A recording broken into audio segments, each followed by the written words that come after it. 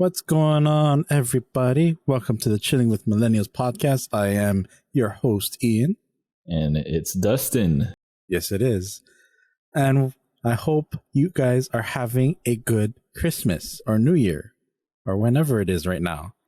And that you guys are enjoying many, many delicious foods and getting drunk.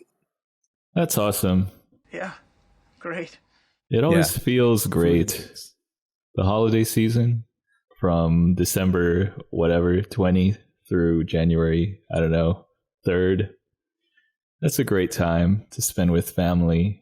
I don't know, it just has a different feeling because we're both from Hawaii. The weather doesn't change that much. It's not like it doesn't snow or anything like that, but I don't know. There's just like a different atmosphere in the air during these times. Wouldn't you agree?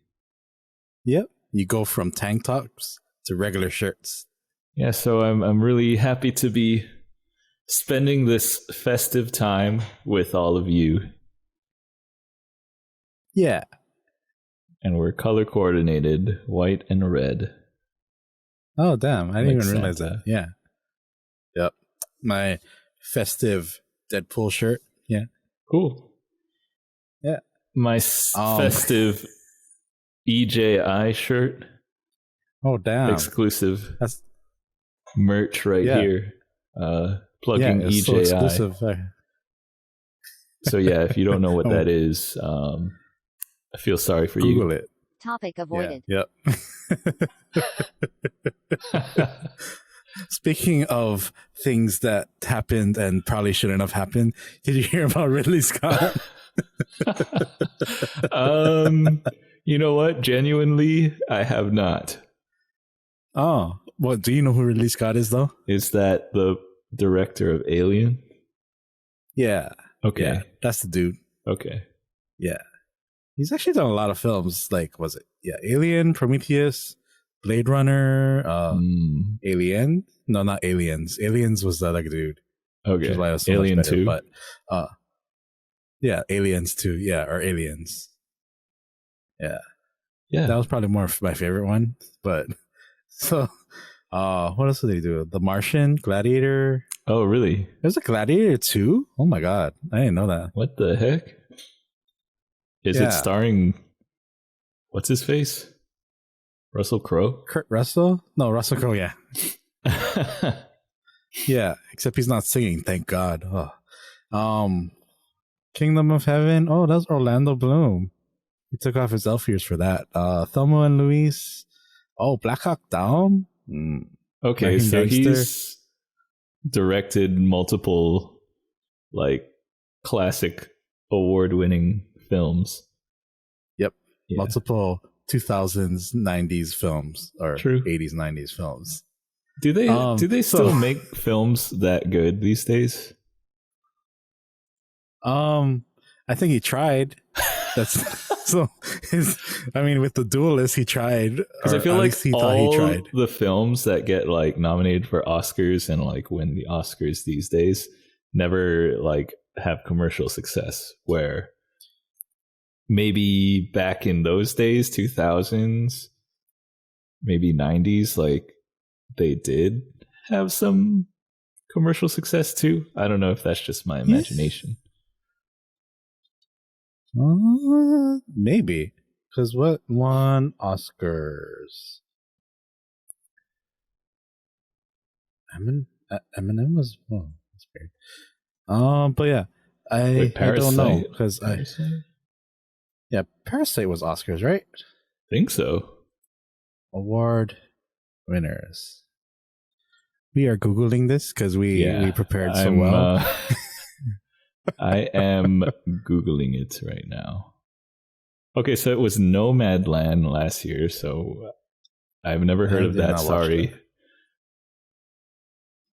And basically have not heard of any of the nominees. Well, I guess I'm not even in America, so that could be why. Yeah. Okay, 2019 that has plays a some big part. movies that I've seen. Oh, really? Parasite, which won? The Irishman. Oh, yeah. Joker. Joker was amazing. Oh, I had 1917. Heard of That was a Once good one. Upon a Time in Hollywood. Yeah. Oh. Oh, and Ford versus Ferrari. Heard of that. It's a very good car movie. Nice. Marriage Story with Kylo Ren, right? Oh yeah, that's the one where they get divorced. I think that was on Netflix. Yeah, that was. Yeah, I definitely didn't watch that. I didn't watch that. It looked really, really depressing. Yeah, looked like something you watch and you come away feeling horrible. So didn't really want to watch that. yeah. Oh dang! Oh wait, 2020 was when Minari was up for What's award Minari? or nomination. That's the one with Steve Ewan. Oh, Guy, okay. what was his Glenn name? from The Walking Dead. Yeah, Yeah. yeah. Asians. What else? Oh no, wait. Bohemian Rhapsody was up for award the year before. Yeah, I guess or what I said 2018. is just not accurate because Green Book won. I watched that. Yeah, Green Book was a good movie. Yeah, it was good. It was good. A Star is Born. Oh yeah, I actually watched The Favorite. You did?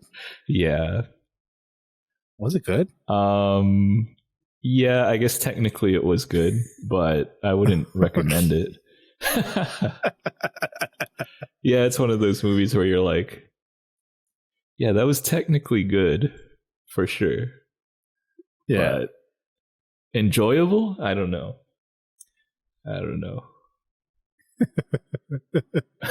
Oh damn! Black Panther was 2018. Was it really only 2018? Wow. Damn. Feels like a long That time felt like ago. such a long time ago. Oh, yeah. That would be crazy if it 2017. won. Yeah, it would have been really dope, but it's also a Marvel movie, so Yeah, it Probably didn't not. have that much depth, right? I mean, it had like, obviously it was like groundbreaking in terms of, I guess, like representation, but in terms Yeah. of the actual plot, it was just a superhero movie. oh yeah, because was it Crazy Rich Asians wasn't even nominated? I think that was 2019, right? Oh, 2018 as well. Yeah, Damn, same year as Black Panther. Oh, shit. I wouldn't think Crazy Rich Asians deserves it. To be fair, No. hey, that's some representation. Yes, it is. Just like no, I can't think of it. I think in like some other countries, the name of the movie isn't Crazy Rich Asians. Like maybe in Germany, I might be like mistaken, but I think like in Germany, it's just called Crazy Rich, and some other places. Oh. So it's like, you know what? That actually makes sense. That's actually less racist than calling it Crazy Rich Asians. Like, why do you have to call it Crazy Rich Asians? I mean, That's true. I don't know. Obviously, like, I have no problem with it being all Asian and all that. Yeah. But to just have it in the title, it seems like there was no point to having the term Asians in the title. If you want just like true, I don't know, something true to... I don't really know how to express it, but yeah, you didn't have to have Asians in the title. It's a little bit on the nose. I guess not seeing Asians, it's not. I think it definitely puts you like, bro, this is not a regular movie, you know? True. I think it made it a little bit more marketable. I guess it's like, Yeah, to the because it's like, what, Asians? Asians? Like, seriously, what? Gotta watch this now. And Asians are like, hell Oh, yeah, yeah. let's watch this. no, yeah. All the boba shops probably had that poster, you know. Yeah. So yeah, I could see why they said Crazy Rich Asians, but like, I guess for sure that works in America because we're really like racially aware and yeah, the opposite of colorblind. But yeah, in other places, I guess for the artistic integrity, maybe you don't need the word Asians. That's fair. Yeah. I think that's definitely fair. But I definitely like that Asians was in the title. Yeah, I watched it for sure. No, I'd say it's definitely like a 7 out of 10 movie. I feel like there's been big Asian movies coming out basically every year these recently, which is pretty cool. I feel like Asians have been in the spotlight, not like in the direct spotlight, but more in the spotlight than before, where we were just like not even there at all. No, yeah. So you had Parasite, which is Asian, literally Asian, not even Asian American. Yeah. 2019. And you had Crazy Rich Asians, and then you had 2018. What was the other ones? Well, Squid Game is 2021. That's not a movie. Yeah. Shang-Chi. Actually, yeah, Shang-Chi was also 2021, and Minari was 2020, which is kind of interesting because it's actually a Korean American story. Oh, okay. Yeah. That's pretty interesting. Some of the cast were just like popular Korean actors who played like the parents and stuff. Yeah, which was really cool. I definitely want to see it, but at the same time, I don't know. I think it'll hit me in the feels like too hard, you know? Yeah, if it's Korean, then probably. Yeah, it'll probably make you like cry a waterfall or cry a river. Like even the Korean comedies, sometimes like I almost shed a tear. Like, no, yeah. Even the things that they consider comedy is just like, dang, I want to cry, bro. Yeah. It's like, why is this guy so happy all the time? It's because his grandma died and she always loved to see him smile, so he's happy all the time because of that. It's like, damn, bro. Guarantee at least one person dies. Like, yeah. In almost every Korean, any like show, drama, comedy, anything. Yeah. That's the minimum quota to be a Korean show. You gotta have at least one person die. Yeah, episode 1, at least one person dies. You know how like in Game of Thrones, like, spoiler alert, I guess, at the very ending of season 1, like basically the main character dies. That's basically what happens in every Korean drama on episode 1. Like they just get through all that in one episode instead of like a season. Oh, I thought you were like the main character always dies. I'm like, wait, what kind of dramas are you watching? I mean, like a beloved character, or like, yeah, someone dies. That's usually it's like a dad or something, but or an old person. Usually, it's the old people almost always die for some reason. Yeah, and it's either because they're old or like they get sick or they get attacked. Yeah, they're always getting sick. Yeah, like you can't be people, old and live if you're in a Korean drama. If you're old, that's like basically coughing. Like in the American drama, if you cough, it's like, oh shit, like yeah, does he have cancer or something? Yeah, just being old in a Korean drama is like, oh, what's going to happen to this person? Why are they old? Diverting topic. Yeah. But anyways, we got far away from Ridley Scott. Oh yeah, Ridley Scott. So Ridley Scott was in the news about when we're recording this, which is early December. He got into trouble for kind of making comments about why his latest movie, the Duelist, The Last Duel, that's what it's called. I don't even know what it was. It kind of did really bad. I think they spent like 100 mil. They only made like what, 60 or something. Yeah, it did pretty poor. All right. Which for his movies is really bad. I mean, just look at his discography. It's like all blockbuster movies. Yeah. So he got in trouble for kind of blaming millennials and about people who use cell phones. The way that he said it, it just sounds very, very boomer. You know? Do you have the quote?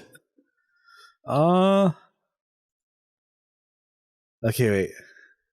All right, I think I might have found something here. Ridley Scott blames millennials for the last dual box office failure. Oh, here it is. So, quote, I think that what it boils down to what we've got today, the audiences who were brought up on these blank cell phones. The millennial do not even want to be taught anything unless you are told it on the cell phone. And then Scott continues, quote, this is a broad stroke, but I think we're dealing with it right now with Facebook. There is a misdirection that has happened where it's given the wrong kind of confidence to this latest generation, I think. End quote. Yeah, that sounds pretty. Yeah, I don't know. It sounds like somebody who's I don't even know how to describe it. He's had this in his mind for a while. I don't know, like clearly there could be many reasons why his movie like didn't do well. And he thinks it's because like of, well, one, millennials who are brought up on cell phones and they can't accept anything unless it's on their cell phone. Yeah, okay. I guess that's just so wrong on so many levels that it's really hard to, I can't really even argue against it. It's just so out of touch. Yeah, that literally has no stone he's even like as a good foundation. Yeah, there's no foundation. Like I can't even like battle against this quote because I can't even take. Yeah, I don't even know where to start really. Yeah, I mean, okay, first off, millennials didn't even grow up with phones really, you know. Yeah. Or we didn't grow up till like, granted, we are kind of, actually, aren't we on the later side of millennials? Yeah, I think we're a little bit on the younger side of millennials, but a little bit towards the middle. We're young middle millennials. I think like 5 or 6 years younger is Gen Z for us. Yeah. So that means, yeah, because I had the Nokia brick until like what, middle school, even like a little bit of high school. Yeah, I had them. Was it Nokia or Motorola? I forgot what the heck it is. But the brick, right, or something different? the brick thing. Yeah, the one slapped, that gets though. memed for being indestructible. Yeah, that thing was great. Snake was and the GOAT game. I mean, I think that was the only game, but yeah. There was like another game, but it sucked. But yeah, Snake was oh my god awesome. I remember that phone because our plan was so bad that I think I only had like 20 minutes of talking, like a month. I'm like looking back on it now, I'm like, how do you only talk for 20 minutes for a whole month? How do you like occupy yourself without a smartphone? That's what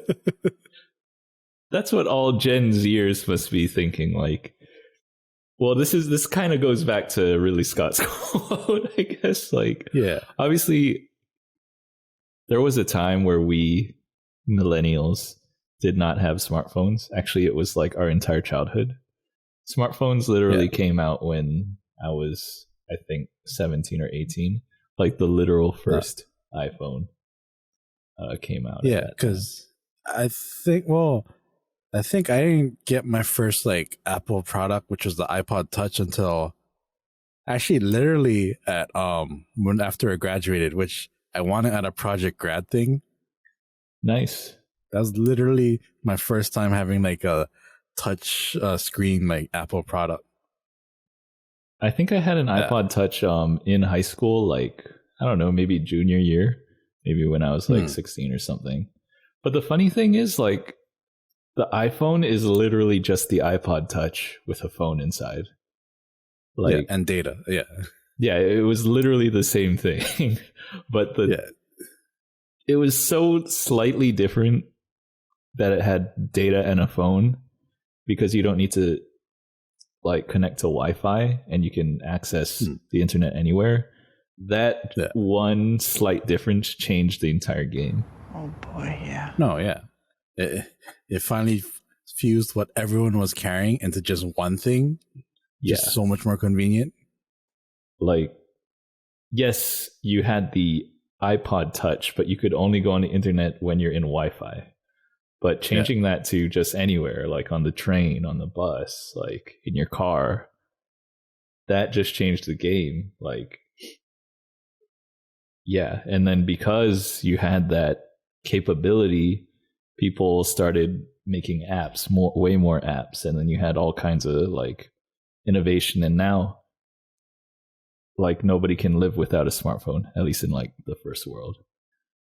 Oh my God. This is kind of like but like a good comparison of like my first trip to Japan and my later trips to Japan, not having to rely on cafe internet for like Google Maps and stuff. Oh my God, it changes the way you travel. Yeah, like that changes the game. You can go basically anywhere and you have a map that automatically tracks where you are. Imagine using a paper map these days. Like, you don't have that little blue guy, that blue dot showing where you are on there. You have to like manually track that and then figure out the directions from looking at this map on a paper. That's pretty crazy. Yeah.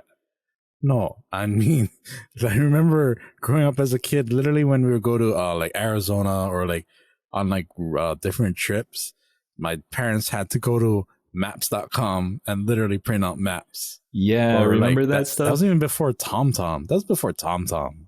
Like, there was like a transition. There's like literal maps like on paper that you buy maybe at like the drugstore, which are just like a book of maps. And then you had this very short era that we kind of grew up in where you could go on the internet and download maps and print them out. And then you had the thing that actually makes 100% sense, which is what we have today, where the map like actually follows you around, which is infinitely better than all those things before. Yeah. And the next step is going to be one that's actually accurate and doesn't tell you to turn like a mile after you already missed the turn. I guess like cartographers are dead. Cartographer is well, that's a map maker. Oh, a cartographer has been destroyed by technology, the cartography industry. Damn. But many more industries are going to get destroyed in the coming years. So I thought they were just photographers who take pictures of cars. Okay. But yeah, first of all, he has millennials and Gen Z mixed up, which I think is a very boomer thing. They're all young to him. But to be fair, Gen Zs mix up millennials and boomers. But to also be fair, nobody remembers Gen X. Like, nobody ever talks about it. It's only boomers, millennials for a lot of people. And then Gen X is like, hey guys. And then wait, who's before Gen X, or is boomers? I think boomers, really? Gen X, Gen Y, which is millennials, Gen Z. Huh, that's interesting. Yeah. Even I forget about Gen X, but then I remember. Oh yeah, my sisters are Gen X technically. Yeah, I forgot about my sister. I have two too. I think I think they're just smaller generation. I don't know. But obviously boomers are a huge generation. And then their kids are millennials. So I guess that's kind of why they're talked about more. But yeah, and then now Gen Z is the new youngest generation. Millennials were the youngest, but now we're not. But boomers still think we are, I guess, like Ridley Scott. So, yeah. I guess the second thing you could say with this quote is like, the millennial do not ever want to be taught anything unless you are told it on the cell phone. Like, where does that come from? Like, we do not accept any information that doesn't come on a cell phone. Like, who in the actual world does that apply to? Not even Gen Z. Like, we're incapable of consuming any type of information unless it's on a cell phone. That just doesn't make sense at all. Yeah.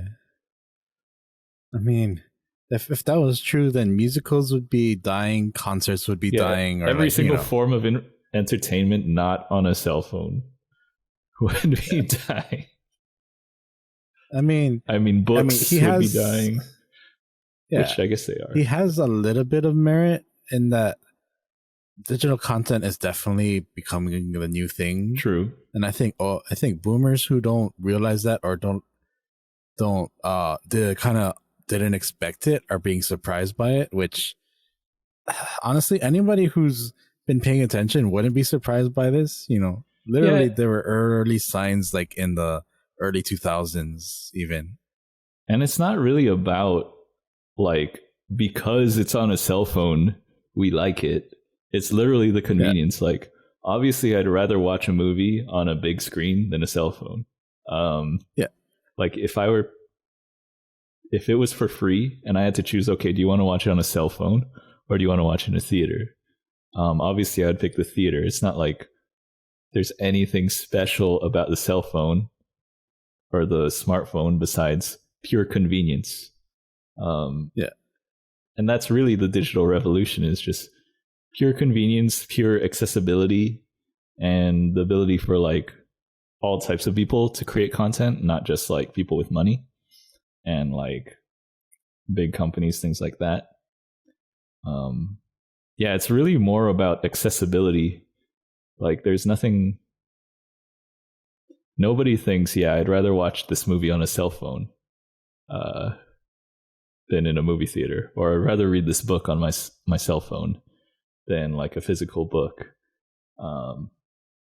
It's only there because of convenience, really. Yeah. Because, and I mean, we even see analog is actually kind of making a return now, because vinyl's starting to get a little popular. Books are becoming a little more popular. Right. Yeah. I mean, granted, you still see a lot of Audible sales or like Kindles. Do people still use Kindles? I think Kindle's still a thing. Still alive. I don't know. Yeah. Seems a little bit obsolete. Granted, I do definitely read comics on my phone, but that's just because I don't want to buy a physical book that's only going to last, like maybe one day, and then have to buy another book and then store it somewhere. Yeah. Because physically, I prefer reading a book. Like, I prefer holding the book in my hands. It's way easier to like flip pages and go back. It just feels better. You got the new book smell. But I read almost all my books on the computer just for pure convenience. Yeah. And nowadays you can switch between the phone and the computer, like, because everything's in the cloud, right? So it's really all about convenience. It's nothing more. And people are actually getting sick of the digital stuff and want analog. Yeah, which is good, because digital's good, but it's also tiring and kind of boring a little. Yeah. There's only so much you can do with digital. I guess like these days, it's starting to expand into like the metaverse, things like that. I think that's like kind of a big topic these days. Bro, Futurama predicted it. Do you think sci-fi predicted the future, or just the people, the engineers who are making technology now just watch sci-fi? It's probably both, or it's hand in hand, I think. Yeah. Like, honestly, when I saw Ready Player One, I'm like, I almost felt like a prophecy of like what will happen. And then was it like a couple years later, was it they launched or they talk about the metaverse. I'm like, literally happening. I mean, Wall-E. That thing was Wall-E, the Pixar movie. Yeah. Yeah, that came out quite a while ago. That caused some stuff. I mean, basically the humans were just like super lazy with screens in front of their faces, right? Yeah. They didn't really have to do anything. I mean, low key, that at least seems kind of cool though. Yeah. It looks like the direction we're heading. But yeah. Maybe. I don't see that yet. Not yet, but just because I think people still value in-person activities and contacts. For sure. Yeah, I think it's going to be really hard to replace any type of in-person, like even video chat. You'd think it's basically the same as in-person, but it's not even close to talking to someone in person. No, yeah. Yeah. You definitely talk a lot more on video chat. I guess it's like having a glass window between you. Yeah. I guess that's a little bit more accurate, but yeah. So Ridley Scott, good director, but a boomer in terms of opinions. Yeah, that's a pretty trash opinion. Maybe he was I guess he was mad or something. So Ridley Scott, confused grandpa of the week. Maybe we should make that a segment. There'd be too many. Honestly, there'd be too many. Actually, was it last episode we talked about Squid Games, right? Yep. Yeah. Was it? I think last night actually. On the Tonight Show with Stephen Colbert, Lee Jung Jae, who also plays Gi-hun, was on the show, which I thought was pretty cool, in like an in-person interview. Oh, that's pretty cool. No, yeah. He definitely had his translator, and they definitely edited the crap out of Where that. Where was the translator? Was the translator sitting next to him, or? Yeah, she was sitting next to him with her notepad, and I guess, they recorded it, and then they just edited with like her speaking his answers like right after, so he didn't have that like lag of like Korean English, English Korean kind of thing. Yeah. Have BTS been on there? Oh yeah, probably. But maybe. Yeah. One guy can speak English in BTS, right? Or like RM. So he's the translator basically, or he's just the guy that talks. Yeah. Okay. Yeah, I mean, granted, the others probably can. Like some of the other ones, like maybe like J-Hope or Jungkook, he's not that good at English, but he's good enough. He's good enough. We respect it. Yeah, so I've been to like quite a few filmings of the Tonight Show with Jay Leno back when that was around. Oh yeah, back when it was in LA. Yeah, so I've been to a few of those. Those are actually filmed at like midday. Yeah. Like at, I don't know, like noon or like 2 p.m. So like when you're watching it at night, it feels like it's live. It feels like it's like late at night and you're watching some late night show. They have like the lights are down in the background. There's like a night scene. But yeah, it's really filmed in the middle of the day. So it's actually really easy it would be really easy to just edit out all the interpretation. It's just like live studio audience. Super easy to edit. It's not like late night or live or anything like that. No, yeah. It definitely is safer to do it like that. Yeah, and there's like a guy holding up cards, like applause. So they like train you in the beginning. They're like, okay, we're going to practice everybody got to look at these cards, and then when it says applause, everybody applause. When it says like quiet, everybody be quiet. When it says laugh, like everybody laugh. Or I don't know if there's a laugh one, but there was there was stuff like that. I kind of want to go to one of those and just be the obnoxious guy. So as if it's like applause, just start like clapping like a seal. Yeah, you hear that like, sometimes. It's not like they do like, okay, take one, take two. It's like in that sense, it's kind of live, but they do it well ahead of time and they can edit whatever they want. Yeah. That definitely leaves the surprises out. Yeah. But anyways, Lee Jung-jae, he is Korean, so his English is actually pretty good. Definitely about my level of Japanese. I'd say maybe a little better. Definitely miles ahead of my Korean, but he definitely did need a translator for like some of the more like difficult questions, you know. Yeah. But so when they started out, they kind of did the basic like Squid Games is really important, or like it's become such a global hit, or like it was kind of cool how after I think it was the extra reporter incident. I think Colbert had to add you've been famous in Korea for a while, but to Western that audiences, viral thing. Yeah, I think he definitely added that in because of that. So I was like, oh, he recognized. Well, Colbert went to South Korea. I forget, a few years ago for that thing where he's like going around to different countries.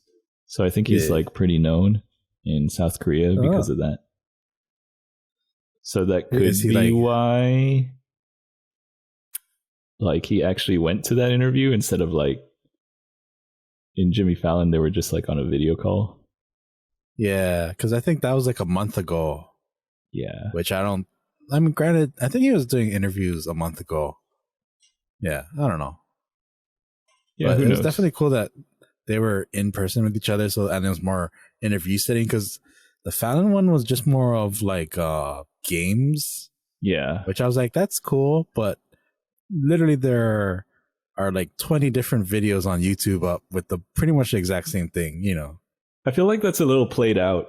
Yeah. I think like Fallon was pretty fresh 15 years, whenever he started 15 years ago. I don't know, like 10 years ago. Like the Late Show or like on SNL? No, the Late Show, where like... It hasn't been that long. Okay. I think it's been like 10 years, right? No, I think it's only been like 5 years, right? I think it's been quite a while. Yeah, I mean, I don't watch him enough to actually know, but yeah. Jimmy Fallon, Late. I feel like Jimmy Fallon's like kind of if his games aren't interesting, then I'm just like, I don't care. Because at least with James Corden, he's funny. So I'm like, I'll watch it either way. Yeah. All right. It started in 2014. Oh, see, so like 7 years ago. Actually, 8 years. 8. Yeah, about 8. Yeah. Early 2014. Don't judge my math. I know what I'm talking. Yeah, you got it. Asian, you got it. But anyways, wait, what were you gonna say? Yeah, I think like basically YouTube replaced him. Like, he used to do like these fun games, or he still does it. He does these like fun games with his guests, right?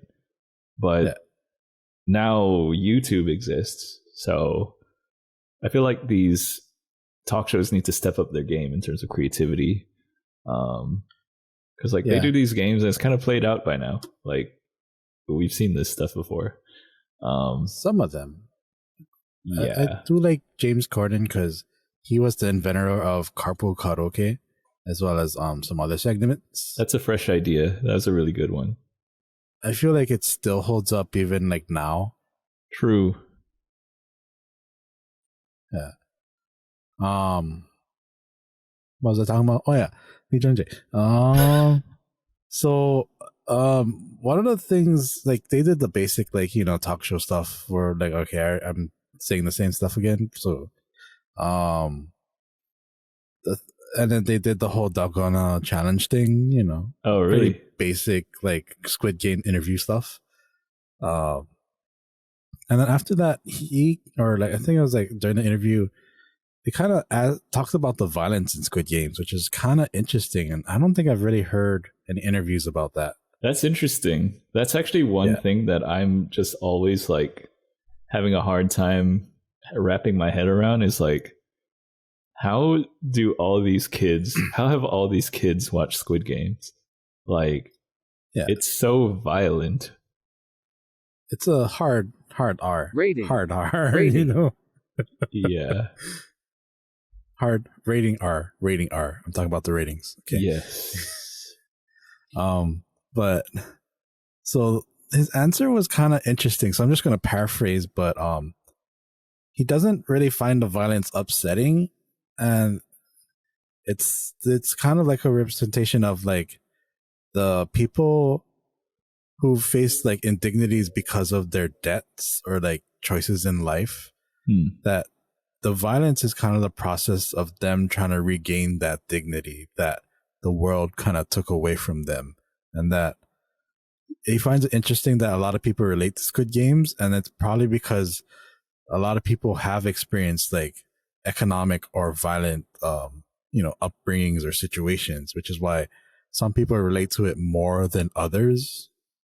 And violence has the message of wanting to retrieve the humanity they lost in the competitive society, and compared to the real violent society that we live in, the games really aren't as cruel, which is kind of like what we talked about in the last episode of like society being like the final boss. That's interesting because isn't that the argument of Oh Il Nam? Like, yeah, I forget if he says it explicitly or if it's implied, but isn't his point that one, at least Squid Game is fair? The rules are clear. Everybody starts on equal terms. Like, nobody has an unfair advantage. And everybody has the equal chance to win. And it's just like overall just a fair system, and everybody there would rather be there rather than be in the real world where they got screwed over, basically. I think that's literally what the villain says. Yeah. So Gi-hun is the villain confirmed.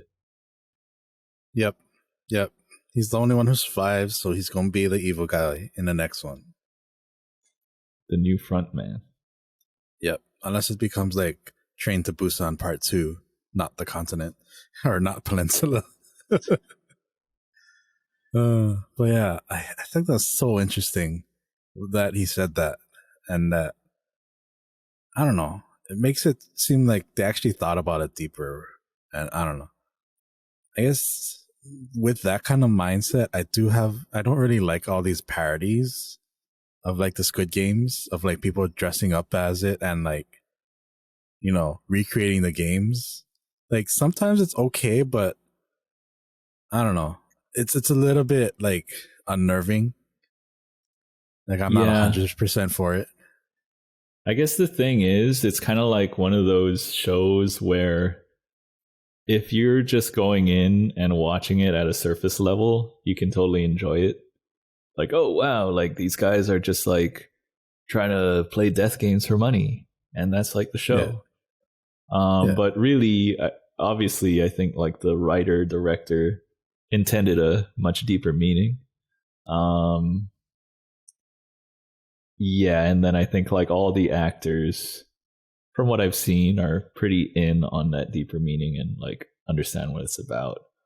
But yeah, I think it's just like, it's so appealing because even if you're only thinking at that surface level, you can enjoy the game. And that's why like all these kids, or you can enjoy the show. That's why all these kids like it. That's why it's like I think so popular because like no matter what level you're thinking of it as or like enjoying it at, you can enjoy it. Yeah. Yeah. I think we're just too deep, bro. Yeah, I think Just this too is the deep. sad part is most people are just thinking, oh, like death games. That's great. Squid Games, death games. Yeah. I don't know. Yeah. Smooth Like, transition. you guys are kind of like making light of like people who are trying to almost just get equality, you know? Yeah, yeah, that's true. That's true. That's a pretty good point. Well, I guess at the end of the day, the more people like parody it, the more cultural impact it has, the more people get exposed to it, which is a good thing. But unfortunately, like a lot of people are just like watching. There's probably a ton of people that haven't watched it that only watched like the spin-offs, the parodies, things like that, and they only know it as like, oh, the Korean death game show. Probably a ton of people that think of it like that, but there's also probably a good amount of people that understand the message, and I guess that's always how it's going to be. Some people understand, some people don't. They'll never understand. It's kind of like cultural appropriation, almost like you can like, it's almost like if you're doing it, you don't really understand what it represents when you're doing it. True, you know? True. That feels like a little bit of stretch, but yeah. Cultural appropriation. I don't want to dive into that rabbit hole at the moment. No. It's just not even that fun to talk about, to be honest. It's interesting to talk about, but it's definitely not something I enjoy talking. Well, maybe a bit of it. I'm a bit of an argumentative person, so, but that's only if there's logic within it. If there's like dumb people, it's like, bro, that's just shouting, you know? Yeah, it's like, Ridley Scott, all right, I don't even want to argue with you, man. It's like, go back, put your tinfoil hat on, and be gone, you know? Anyways, what was our topic for today? Our main 50 minutes later, our topic for today is a Netflix Korean drama. So I guess Squid Game was the latest hit, but there's actually been a ton of like Netflix Korean dramas released, I don't know, in the past couple of years at least. And one of the popular ones, I think, what was it, from 2019? Maybe was 2020. Released in January 31st to March 21st of 2020. So actually last year. 2020, last year. So Itaewon Class. It's a Netflix Korean drama. The sky, never gonna change. If you know, you know. Yeah. So God. Actually, Squid Game, obviously the biggest hit to date.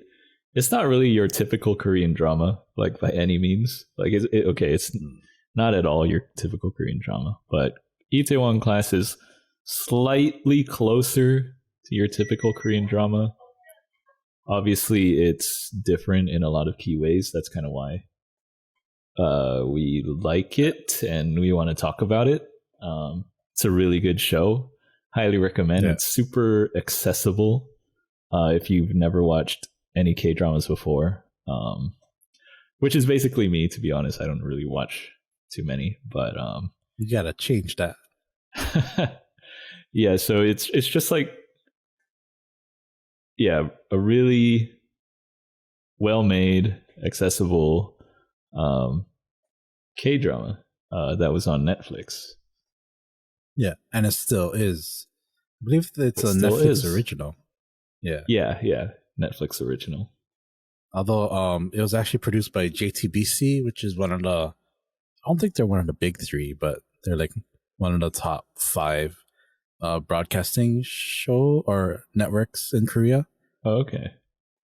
Yeah, they do a lot of dramas as well as historical dramas and stuff like that. But Itaewon Class is actually based on a webtoon. Right. Is it based on a manhwa? Or is What it is just that? based on a Japanese? So, manhwa? Yeah, the Korean manga? Korean manga? I don't know. I know it's based on some type of like manga or like cartoon. Yeah. But anyway, it was made into this Netflix original series.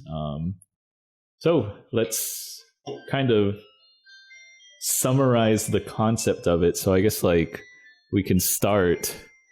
Can you hear that? Yeah. So we can. What did you just say? I just say it again. So okay, let's just turn on spoiler warnings from this point. Spoilers.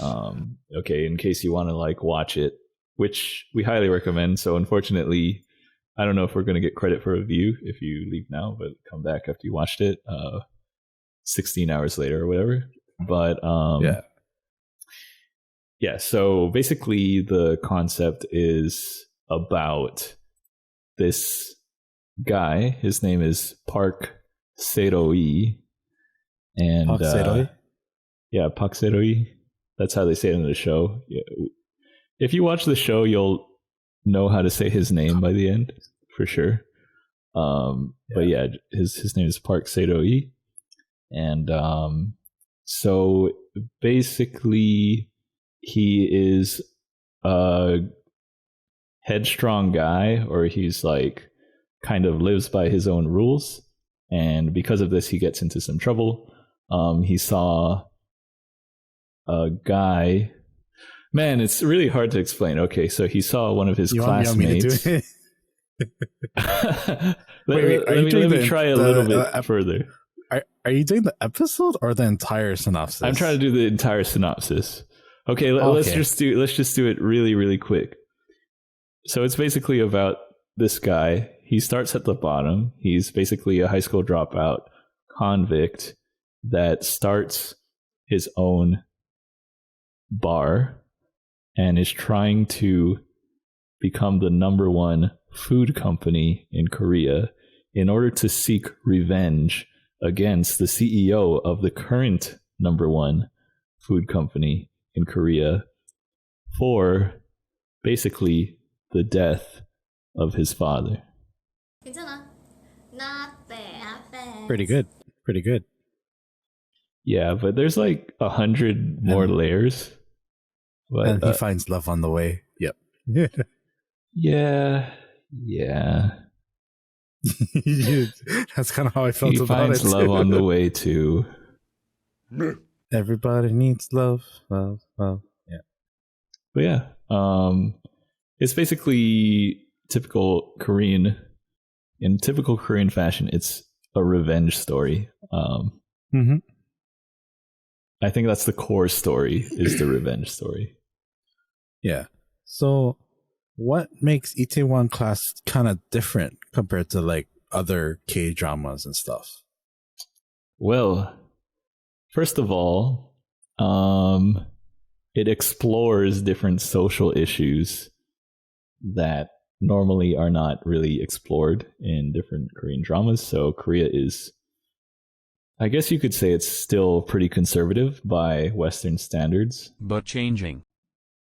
Like in terms of social issues like gay rights, things of that nature, different sexual orientations, race, I think classes within society. And that's kind of why a ton of Korean shows explore classism and like socioeconomic differences. But gender equality also a little bit more conservative, or a lot more conservative. So in a lot of ways, it's you could say it's kind of like 1950s in terms of, if you're comparing it to US eras, kind of like 1950s mindset in terms of some of these social issues. So I think Itaewon Class brings to light a lot of those issues, like gender fluidity, race versus nationality, classism, things like that.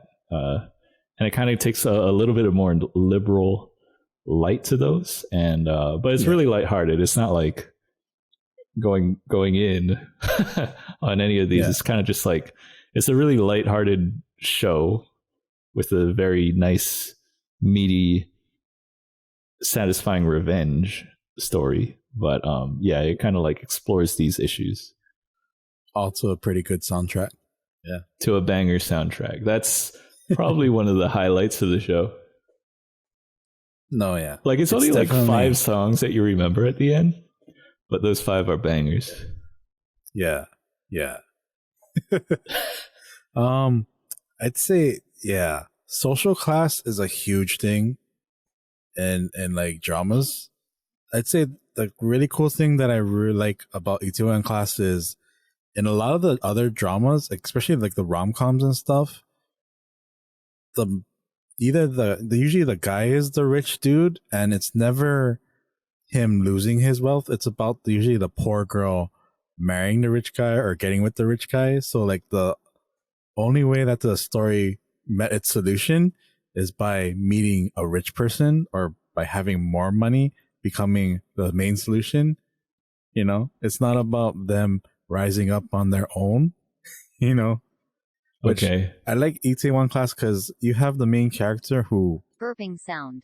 His main flaw, or in a lot of people's eyes, is that he's a felon and he's a high school dropout.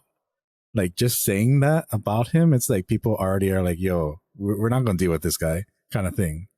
You know? Right. Granted, in America, it's kind of similar, but not to that extent where it's like you would like actually ostracize him, kind of thing, or like not take him serious. And it's interesting that he was able to get to a level where, by episode 16, he had his own corporation, you know? Right. Yeah. Yeah, I think it's kind of like the American dream, where he literally starts from the bottom of Korean society, and through his own pure willpower is able to make it to the top of society. So that's very American dreamish, but a very like not typically Korean, I suppose. Yeah. You don't see it very often. I mean, there are probably other shows and movies that I'm not thinking of that I've probably seen it, but this is kind of like the first like really mainstream and like accessible, especially since it's on Netflix. I think that's why I connected with it. I think the biggest thing that connected me to the show is he's just an inspirational guy. Park Seo-hee, the main character. I think he's a little bit, maybe one flaw would be that he's just like too perfect. But yeah, like just him working really hard, and just basically taking everything into his own hands. One like aspect about him is that he never takes the easy way out of any situation. He always sticks by his beliefs, and if there's an easy way out, that's never an option for him. He's only going to do how he was raised, or like how he believes is right. No matter what the cost is, like hard work or physical pain, or like years off his life, or like anything, or going to jail. He never sells out. He never cops out.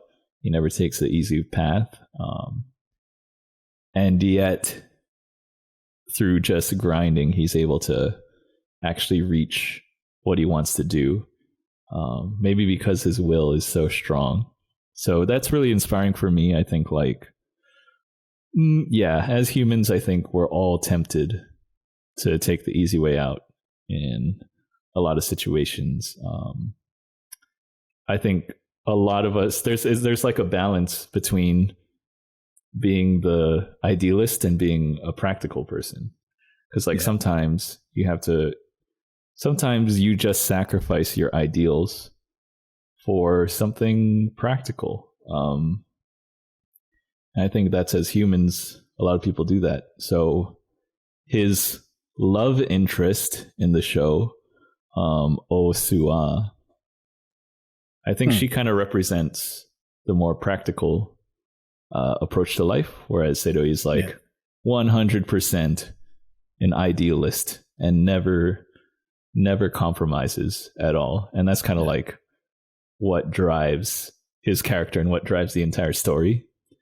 I think him just working really hard just makes me want to work hard as well, and not take the easy way out. So I wanted to see what happened to him, and I wanted to see how he pushed through everything, and that's kind of what kept me watching the show.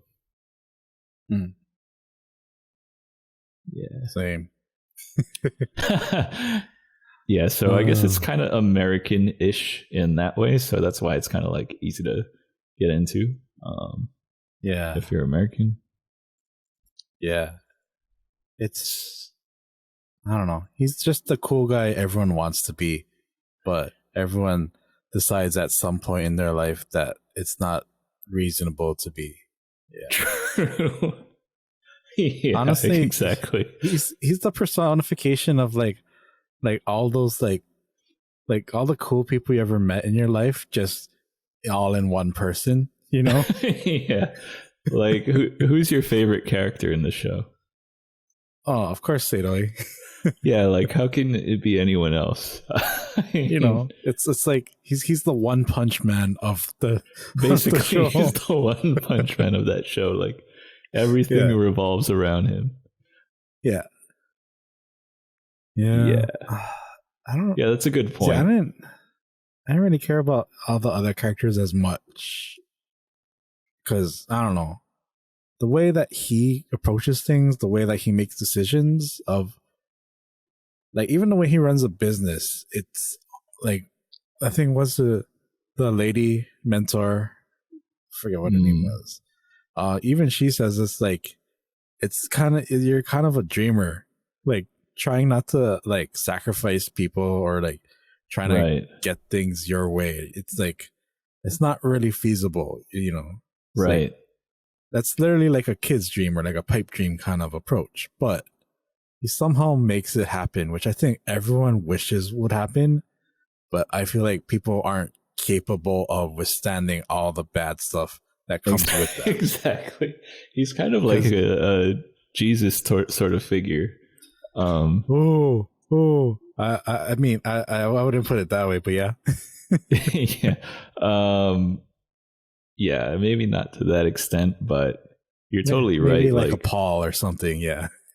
There's so many things going against you in this world to prevent you from being that idealist and living according to your true morals 100% of the time. Okay, so for example, let's just talk about the first episode where that just kicks off the entire situation. So basically, Park Seroi's, the main character's dad, works for the biggest food company in Korea, which is called Janga Corp. And his dad is an executive level, basically works with the president of this corporation. And then this corporation's president, his name is Dae-hee. We'll just call him the president guy or chairman. So chairman's son is the same age as the main character, Seiroi, and they go to the same high school. But the president's son basically can bully other people and act according to his rules in the high school because his father is so influential and there's no consequences for him. Yeah. So, because I mean, it doesn't like explain it enough, but it's like this company isn't like a small company. You're talking about like Samsung level of like influence, you know? Right. So yeah, it's just like a giant company with crazy amounts of influence. Basically, as if your dad was, I don't know, like vice president or something of the U.S. I don't know. But so the president of Jonga Corporation's son and Seiroi are classmates. The president's son, his name is Gunwon. Yeah. Gunwon. So the president's son, Gunwon, he's the spoiled kid who has everything his way, that never gets in trouble at school because the school is in the grip of the corporation.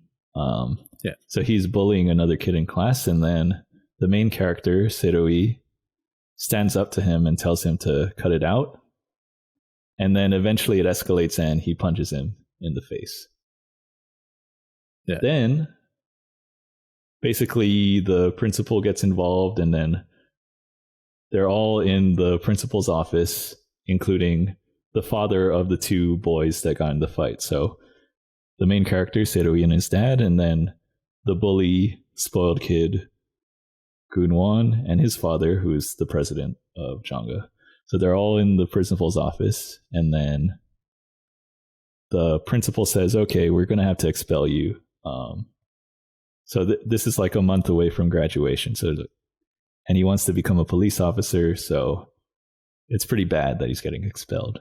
So we're going to have to expel you. But then the president of Jonga, the chairman, he's like, okay, we don't have to do this. We don't have to expel this guy. All you have to do is just get on your knees and apologize to my son. So right there, if you're thinking in a practical sense, all you have to do is just like get on your knees and apologize, and your dreams don't need to be shattered. Like, you can become a police officer, your dad can keep his job. Like so much is going to go right for you if you just do that. Mm-hmm. But right there, he just refused to get on his knees. And because of that, his dad, who was an executive at the company, basically was forced to resign right there. And he got expelled from school. So he lost his dream of being a police officer. His dad literally lost his job as a high-ranking executive at this company, just because he didn't want to like apologize for something that he didn't feel was justified. So I guess that's just like, that's the scene that sets the tone for the entire rest of the series. Like, okay, this is the kind of person Seiroi is. He's not going to compromise for anything. And then I guess his dad was really inspired by it. So his dad said, I taught you to live life by your principles and stand behind your principles, and I lost sight of that, and you showed me how to do that again. So his dad was not disappointed, even though he lost his job and stuff. And so his dad was proud of him for doing that. But yeah, that's just the first example. It's pretty like extreme, but that just kind of like sets the tone for like all the other decisions that he makes. Like, he's literally never gonna cop out or take the easy way out.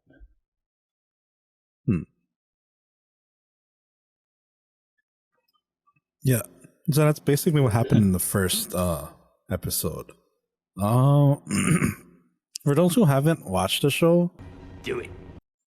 You definitely should, and you probably shouldn't be listening to us. But I think the part where, so just to kind of like add some details to what he said, because he definitely hit all the major points of it. Say my But name. I think the details really emphasize the points. So like when they first or when the incident happens where Gunwon is tormenting the other kid, he's pouring the milk on top of the kid's head, and then it's not like they're doing it in like a corner. They're doing it in the back part of the classroom, and they're being loud, so like everyone knows what's happening. And was it Sua's sitting right next to Seiroi, and then like nobody's like deaf or like unaware. She's just like, just let it go kind of thing, or like it'll make your life easier if you just ignore it kind of thing. Or so it's like everybody's been just putting up with this all the way up until like senior year kind of thing. So it's not like this is some random occurrence. Right. And on his first day, he didn't even get his uniform. First day, he's like, bro, cut it out. And then he's like, what you gonna do? And he just socks him. Like literally on the first day, he does that. That speaks volumes of what kind of dude he is, Yeah, basically does something like that once every episode, at least. Just like, damn. Love this guy. He doesn't get into too many fights, but yeah. Yeah. And then, not literal fights, but just like, bro, you're cool. Yeah. Time to put my shining armor on you. It's like, you know what? You can steal my girl. It's all good. You deserve. Yeah. Oh yeah, and another point is when they're in the principal's office with the dads and the sons. Well, before that, it was interesting. I mean, it was interesting that I guess it must have been taking place kind of like in the 90s when physical discipline was still okay. Because Seiroi was on the ground, like in the push-up position and getting hit with the ruler, which I didn't know people still did that during the 90s. But, and then, I think that's still like pretty common, or I don't know, but not these days, but like not that long ago in Korea. Yeah. Yeah. Damn. But yeah, and then good ones just sitting in the principal's chair, not even like the side chairs. So like in most like, I guess executive or like higher people offices, there's like the chairs on the side with the table, and then the chair like right at the center, the head chair. He's sitting on that chair, which definitely illustrates his position or the family's position. Yeah. Yeah. And then was it Seiroi when the CEO is telling him to apologize, he says that his father pretty much raised him and then taught him how to act and behave. And then he also says like the family's principle is to never compromise, or the family motto is to never compromise on your principles. And that he thinks apologizing would be a compromise and that he wouldn't be willing to do that. And then his dad just kind of spits out a cool line where he's like, I can't believe this is my son. It's like, he's doing this at his age, and he's pretty much like just giving him all the props in the world. Yeah. And he's like, I'm out, That's that twist where it's like, I can't believe this is my son, where he could go the opposite direction, where it's like, he's just going to be a snake and just like, I don't know what this guy's talking about. I'm really sorry. Like, he doesn't know what he's talking about. But it's like, I can't believe this is my son, because he's just being so like wise and just doing the right thing. And I'm so proud. Yeah, and he's just so proud. Yeah, that was like, that was dope. That was dope. So one actually detail that I noticed the second time watching it is, so before that scene, you have Seroi's dad and the lady, like the number 2 lady in the company, and they're talking. And then basically, Janga Corporation, they sponsor an orphanage in their city or whatever. And they're saying, okay, they're having a conversation, and the lady says, okay, Janga Corporation has decided to stop sponsoring this orphanage because orphanages are no longer cool. It's more about like elderly homes are the cool thing now, so they're going to shift that budget into the other one. And then his dad has like a really personal connection there. He knows like Sua, who is the love interest.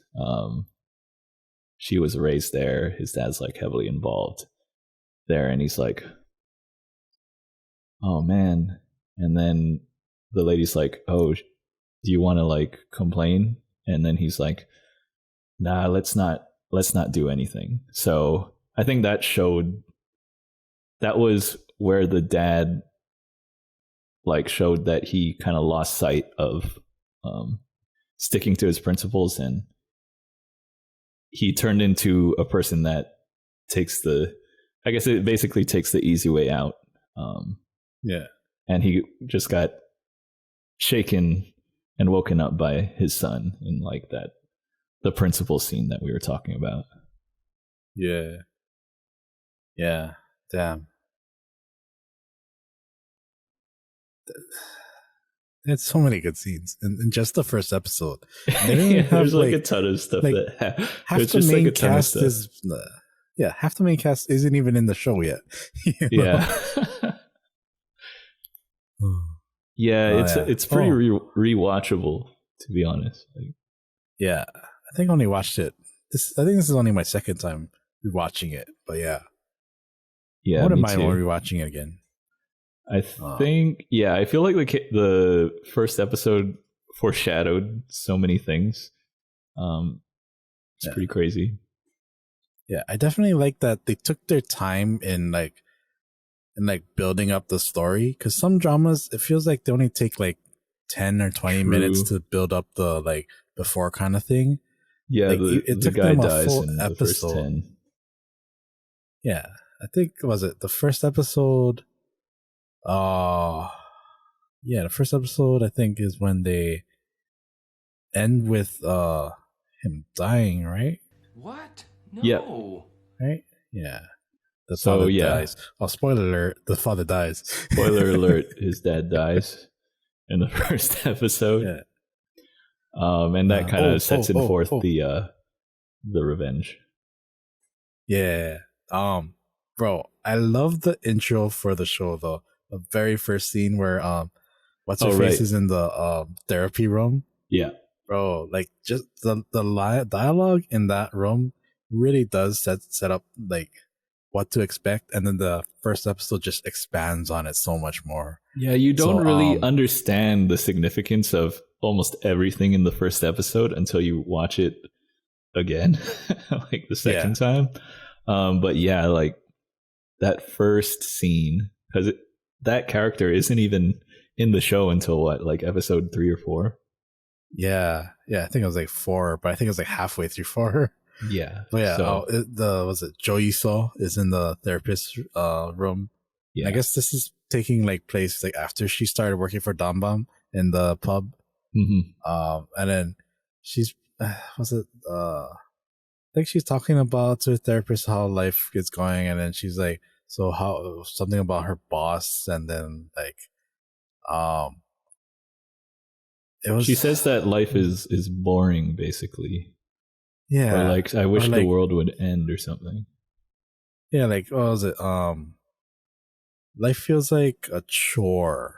Right. It's like exactly. It's just a bunch of decisions you're supposed to make, and different things that you have to do to kind of like almost like input and output into like a formula of life, you know? Yeah, and she says go to a school, and everybody knows how to succeed. You just have to work crazy hard. Yeah. And that's just a chore. She ain't wrong. Yeah, she's totally right. And then she says that her boss told her, well, if it's such a chore, then why don't you just go die? Yeah.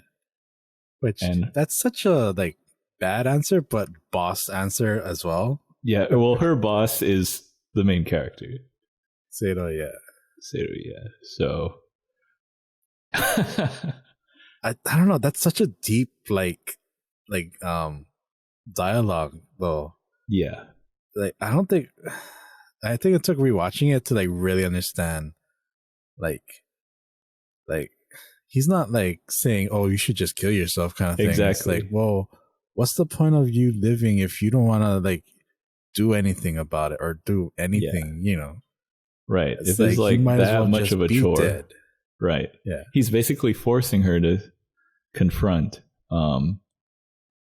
Okay, you can just keep complaining about this and thinking about it how in a negative way, or like if it's that much of an issue, then what's the point? Just stop doing it then. Yeah, just don't make decisions and, you know, make it where it's like not much different than you being dead, you know? Yeah. So it's not like he's like literally telling you to like kill yourself, but he's forcing her to confront, okay, is there any point to complaining about this, or is there any point to looking at it like that? Or are you going to like actually put in the work and basically like work really, really hard, like you just said? Or just die. So but just putting it like that is a very straightforward way of doing it. Yeah, which I really like about him. This guy's such an inspiration. I don't know, man. It really is everything you want to be in life. Yeah, exactly. Oh. Actually, the cool thing about the show is they also do show the bad things or like the negatives of him sticking to his principles.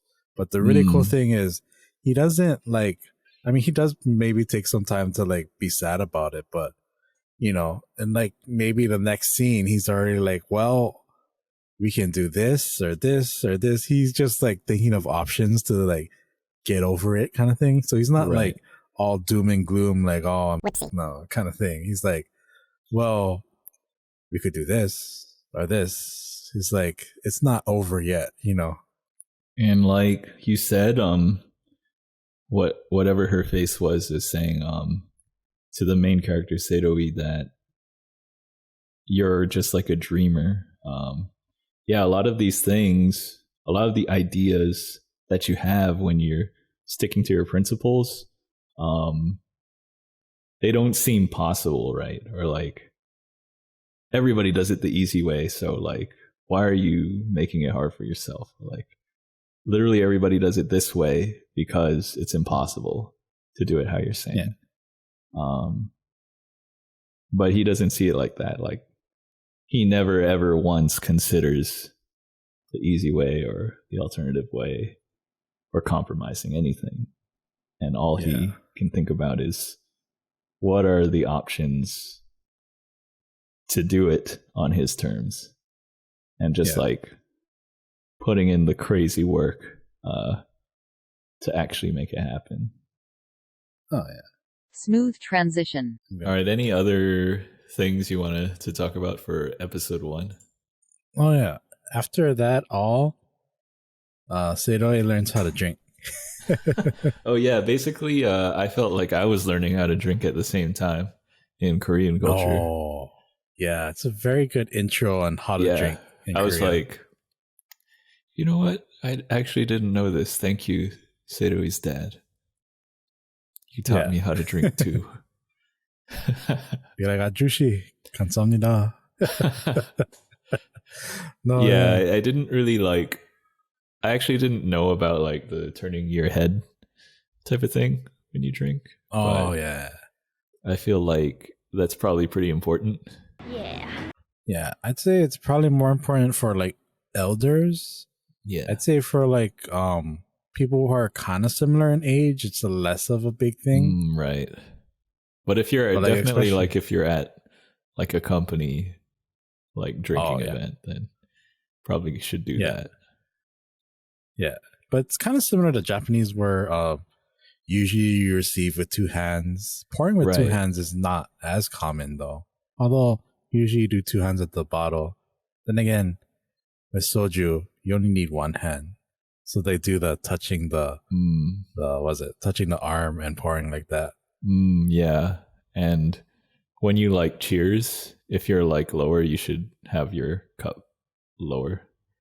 Yeah, that's pretty common in Asian drinking. Yeah. What else is there? Basically, and like you should never let anybody get to an empty glass. Like before it's and you should always like pour done. Someone else's glass. Yeah. Don't pour your own, basically. And never drink from the bottle. I think I've that's also never seen. I think that's just common sense. That's also in the West. No, I mean, like, okay, yeah, that's true. Because soju is supposed to be kind of like a hard, so I guess you're not drinking whiskey from the bottle. Although sometimes I feel like that. Sometimes you feel like that. Yeah. I mean, we've done that.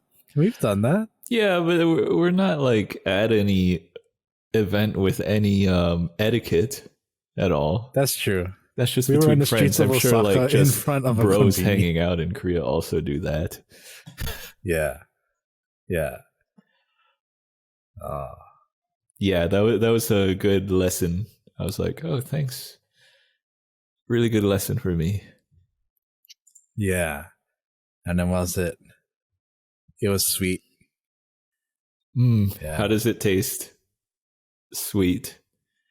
And then literally the next episode, I guess we can talk about that later. He says bitter, right? I think so. Do you remember that? Okay, yeah. I just watched it, so I remember. Okay, yeah. Well, you would remember it better than I would. Yeah, so his dad asked him. So basically, right after the principal and incident where he gets expelled, his dad gets fired. Essentially, they go to the pub together, and then his dad teaches him how to drink. And then he asks him, "How does it taste?" And he says, "Sweet." And then after that, his dad says, "Like, oh, you must have had a long day." Yeah. To be feeling like that. Yeah. Damn. So episode 2. I think one other note that it's kind of funny in episode 1 is like they do kind of go into a trope where, okay, after that scene, they kind of go into a montage. So like, basically things are going well. And when things are going well in a K-drama, you know somebody's about to die. Like, so things are going well. They have this montage, like Seroi, Sua, his dad, they're like drinking in. So his dad's decided to start like a pub after he got fired. So they're drinking in that pub. They're having good times. They're building the pub, things like that. There's some happy music playing. So yeah, if you watched a few K-dramas, you know, like something's about to go down. And then right after that, you see like the dad driving on a moped and you're like, oh man. And yeah, you know what happens next. Yep. So what happens next is he gets hit by a car and dies. But whose car is it? And it turns out that it's the son of the chairman, the bully, whose car it was. And yeah, that sets forth the revenge. Yep. And that ends the first episode, right? Yeah, basically. Or does it? Yeah, well, basically, the episode ends where his dad's dead. He's at the funeral, and the police come and they tell him who the suspect is, and they want like a settlement. He says, no, you can't put a money amount on someone's life. And then Sua is there as well. She looks at the photos and she recognizes that it's Gunwon's car. And then Seroi is like, are you sure? and he looks like he's like pissed, and then he's like leaving down the elevator, and that's the end of the first episode. Yeah. Yeah. Because I think in the show it's his gardener, right?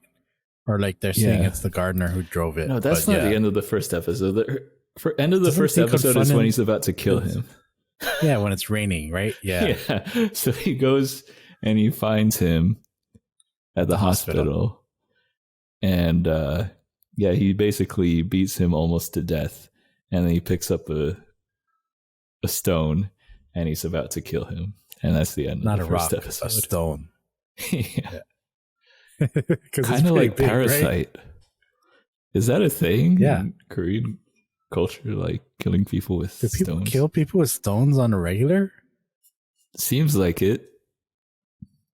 Damn. I guess in Japan, people die from stairs. That's Korea, pretty brutal. People die from stones. Yeah. Stairs, stones. Damn, oh no, it's usually either stones or cars. Or random dump trucks. Random dump trucks are scary. The cars I can definitely see. Definitely see. It's pretty scary. But yeah. We're not going to talk about that anymore. Not going to go that deep into that. For personal reasons. So episode 2 starts. He's about to kill him with the stone when basically like a gunshot fires, and it's a warning shot from the police officer. And the police officer's there, Sua's there, and they're like, put the stone down. Like, don't do it. And then at the end, he just drops the stone, he gives up, and he has to spend 3 years in jail, in prison. Mm-hmm. Yeah. That's the beginning part, or that's like what, half of the way through the second episode? Yeah, that's the beginning of the second episode. Then, the second episode actually spans 10 years. So he drops a stone. He spends 3 years in prison. Then he gets out and he goes to Itaewon on Halloween. Remember that part? That was in episode 2? Oh, yeah. Okay. And then before that, Gun-won. So he's went to the hospital. He's almost beaten to death. He kind of comes to, and he goes to his dad, the chairman, and he's like, you know what? I kind of regret my actions. I don't want Seroi to spend 3 years in prison, and I want to like apologize to him. And his dad's like, if you'd go to prison if you did that, right? Yeah. And he's like, is that really what you want? And then basically it goes into a pretty iconic, kind of over the top scene where he's like, a little bit, what's funny? Pigs are smarter than dogs, yet 9 out of 10 people will eat pigs, not eat dogs. Yeah. And and they'll complain about dog eaters. Yeah. And then I forgot, I'm butchering it, but he's like, you should treat your employees like dogs. And then because it's perspective, that's why. Right. And because dogs are cute and loyal, and then so it's perspective in seeing employees as loyal dogs, but but at the end of the day they're like below you, I guess. Yeah, because in a way, even our pets, as much as we love them, they are below us. I mean, it's weird to say it like that, but it kind of is true. I think that's one thing that like gets explored a lot, which is kind of cool. I think more in Korean like films and dramas is just like that concept of like at the end of the day there's a painful truth, like your dog is actually below you. Yeah. you love them like they're a part of your family. You treat them well, but at the end of the day, like, probably if you had to choose to die for your dog, you'd probably just let your dog die. I mean, some people. Okay, I can't speak for everyone, but I think for at least a handful of people, that's true. I'd say, yeah. Well, maybe like if it's between like your kid and your dog, I feel like a lot of people would choose their kid. Exactly. Yeah. Like, it's basically a no-brainer. And that's just how it is. You can pretend like they're part of your family, they're equal, but at the end of the day, it's just the truth that you choose your kid over your dog. Yeah. And then what's that? And then he just makes him kill a chicken. Yeah, which I still don't understand why it's like such a wow, he killed a chicken. It's like, bro, go to any Chinese restaurant or like any Chinese market. You'll see that like every like 2 seconds, you know. Granted, they don't wring the necks. They usually just chop it, but you know, it's like, I don't know. Yeah, well, he says the chairman in that scene says, like, if you want to run this business, you have to know everything about it, from like the farm to the table, basically. So this is part of the process. So yeah, you got to do it, and also pretend this is Park Serowi. This chicken is Park Serowi. That's like, damn, that's an interesting way. But yeah, he's also like, it's like you have to kill in order to survive, or like, you know, he's like, you have to eat your meat, then you know, you have to be willing to kill it, so that way you can survive. And that Sato is just livestock, or like people are just livestock to you, right? You know. Yeah. So it's interesting. I think the villain, which is the chairman guy, he's also an idealist. Like, it's kind of like Seiroi. He's the corrupted Seiroi. Yeah. Like, he's not motivated by, or he's probably just too powerful to be motivated by practical things. He's also an idealist. But he's like the corrupt Seiroi, I guess. And that's why he hates Seiroi, I think. Like, because he's just always, because he can play everybody like a puppet except Seiroi, because he always sticks to his principles. And I think that could be why he hates him, basically. No, yeah. Yeah. Because, I mean, coming in, like, being part of a world where being a rich dude, a lot of people listen to you, you know, either willingly or unwillingly. They'll listen to you and kind of have to follow you or give you some level of respect. And then to all of a sudden come up to this person, it's like, he's not even like a high ranking person. He's literally just a high school kid. He's just like, yeah, you, bro. I ain't doing that. You know? Yeah. Imagine getting that as like a CEO of a big company. It's like, you know, you want to shut that down, and then the kid just keeps going, and he just survives it, and then continues to like get better and better, and seeing that, and it's like he's getting more and more pissed. Yeah. And scared a little bit, probably. No, yeah, because that kind of person, they can go pretty far if they're able to withstand, you know, all that crap. Right. Yeah. Yeah, so one interesting thing was, okay, so actually the chairman guy, he visited Seiroi in jail, right? And then he basically says, you know, you don't have to be here if you just like apologize to my son. And then as soon as he said that, like, Seiroi like stands up and looks pissed off, And he says he's never going to do that. Yeah. And then as the chairman's like walking away, he's like, for some reason, he really bothers me. And then he meets with Sua in his office, like literally the scene after.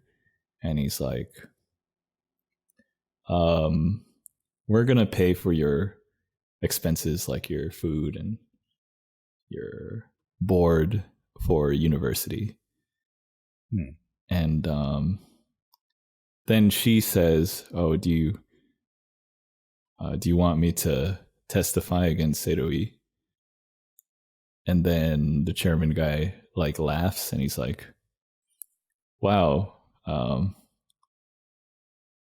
I feel sorry for you. What a horrible life you must have lived to think I would ask you for that. And then I mean, he's probably like, I mean, I think most people would be like, that seems like a logical chain of thought. Right. But then she's about to leave his office, and then he asks, wait, if I did ask you that, what would you say? And then she basically says, she doesn't say anything. Yeah. And then he's like, okay, just kidding. Bye. So I feel like he hit her with the playing, bro. I'm just playing, bro. He basically gave Seiroi and her the same test. He offered them like the chance to get what they want if they like just listened to him and did according to his plans. Seiroi had like zero hesitation. He was like, absolutely not. He was pissed. But Sua, she said nothing. And she just stood there for like 5 seconds. And I think that kind of meant that she was considering it.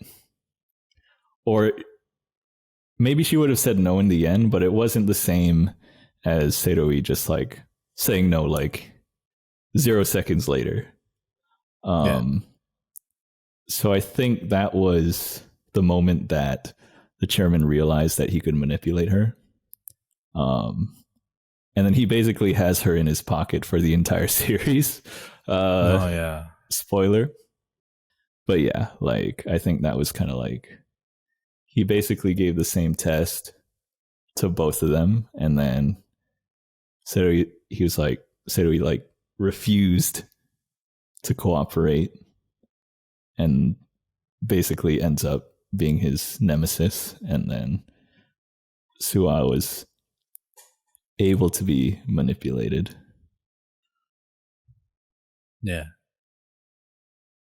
Yeah, that was pretty much what happened from up to episode 2. First half of episode 2. Oh yeah, that's not even when he goes to Itaewon. So he spends 3 years in prison. He gets out, and then he goes to Itaewon. Yeah, Itaewon, bro. We should definitely go drinking on Halloween. Itaewon. That'd be interesting. Oh no, I don't want to go on Halloween. Okay, yeah, not on Halloween.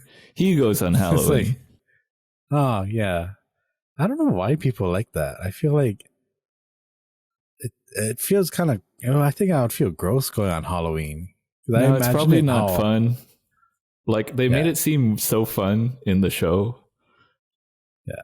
Okay, but I've been to like Shibuya Halloween.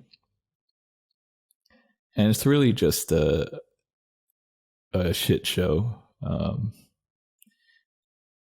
I guess, yeah, it's just a bunch of drunk people in costumes and just nowhere to stand. It's not like a culturally rich experience that they made it out to be in Itaewon Class. It's like, yeah, everybody can be themselves. It's like the whole world exists in Itaewon, and like he's looking at all these amazing things when he comes out of the subway station in Itaewon on Halloween, and like everybody's smiling and everything like that. Nobody throwing up, like no fights, nothing like that. Yeah. I have never enjoyed Halloween parties. that always seems dumb. I don't know. Maybe especially at this age, it's like, yeah, I'm good. You know, you can dress up and maybe drink in a bar, but I don't want to go into a crowded place with a bunch of weird people who are also drunk. You know? Yeah. Yeah. Yeah, I think they really whitewashed that part. Yeah. But I guess it's like, also, it's not completely untrue. You know, there's elements of truth, right? Because Itaewon's kind of like, I haven't spent that much time there, so I don't know for sure, but it's kind of like the little America of Seoul. Yeah. I envision Itaewon like Kabukicho, like the kind of socially diverse area with a shit ton of people and a lot of foreigners, you know? Yeah. I think it's a little bit more American than global. Yeah, because Itaewon is right above the Yonghan base. So there's a lot more American military personnel, which if you've been to any military area or any area outside of a military base, it's very, how do I say, like, different. I wouldn't call it like sophisticated. Luxuries. I wouldn't call it worldly, but it's definitely different than the surrounding areas, which are purely Korean. Yeah, but I wouldn't call it like these things global, international, worldly. No, I wouldn't call it that. But it's definitely different with an international sense, but not those vibes. This ain't Ginza, bro. You know? Yeah. So Itaewon is definitely the foreigner place to be. So it's definitely got a heavy American influence, but you'll definitely find a lot of Southerners. I think there are some like halal markets in Itaewon and stuff like that. So I think that's where Anupan Tripathi went to get like his food and stuff in Itaewon or somewhere close by. Yeah. I think Itaewon would be pretty cool to visit. Definitely go there. Yeah, definitely want to go there. It's definitely super whitewashed in the show, but it's not completely untrue, and it's definitely like a cool area to go and see and explore. But yeah, I think we could talk about this for a long time. Wait. I just had a realization. The way they represent Itaewon is like how a lot of shows represent Waikiki. Right? Yeah. It's like, you know what? It's not really like that. Yeah. It's way worse. It's like, wow, we're in Hawaii. This is so cool. I'm like, bro, I don't want to go to Waikiki. I don't want to get mugged. What are you talking about? Yeah. It's kind of like what it represents, but in reality, it's just like way different. Yeah. Yeah. I guess that happens to almost a lot of places, I guess. Like, True that. Yeah. But we're almost done with the second episode. Nice. Good progress. Yeah, I think there's a little bit more I want to talk about the second episode, but same. Because literally 10 years pass in that episode. No, yeah. That's just crazy leap in time. Yeah, like it was first like a 3-year jump from before prison to after. Mm-hmm. Then he goes to Itaewon, and then there's another 7-year jump. Yeah. Bro, that funny thing where he's like, so I was like, what you gonna do? It's like, oh, deep sea fishing. I was like, what the? Yeah. It's like, how long are you gonna do? 7 years? What? Yeah. Like, his mental will is just like crazy, and the idea of him being like, yeah, I'm gonna do that. It's insane. one very small detail that kind of gets referenced back. He gets out of prison and then he looks on the TV and the chairman's son, Gun Won, is on the news for basically like beating a guy up. Yeah. So that's in that episode too. So he had his plans already set, like going in motion, because he read the chairman's book while he was in prison and basically like memorized it. And that's where I guess he formed his whole like 20-year plan or whatever. Yeah. What did he write in the book? Wasn't it something like I can beat him or I can do better or something like that? Yeah, I can beat you or I can beat him or something like that. Yeah. Yeah. It's like, damn. What a badass. Yep. But if you want to hear more about the amazing Park Seo-hye, please come back for the next episode. Yeah, definitely watch it. Finish the series. We're definitely going to finish this, unlike some of the other series, which we're supposed to come back to, but we've been busy with life. Sorry. Yeah, definitely highly recommended. Yeah, it's available on Netflix in most countries. Actually, I think all countries, since it's a Netflix original. Yeah, I think so. So and it has subs. Yep, in most languages. They might not be completely correct, but they're close enough to understand. So yeah. Thank you for joining us for this episode. If you like, please like. If you want to comment, please comment. Tell us about your views. Did you like this series? We're talking about Itaewon Class. Or did you like our episode? Did you think that our viewpoints were kind of weird or were kind of boomerish? Let us know, because we're kind of out of touch a little bit and we need some grounding. Yeah, tell us how out of touch we are. Yeah, tell us how we are on the boomer scale. Yes. Yeah. So please stay tuned for more episodes. And you want to say something? See ya. Hey, you gotta do the thing. Do the thing. Have a great life. See ya. Oh, you upgraded it. Bye. Bye.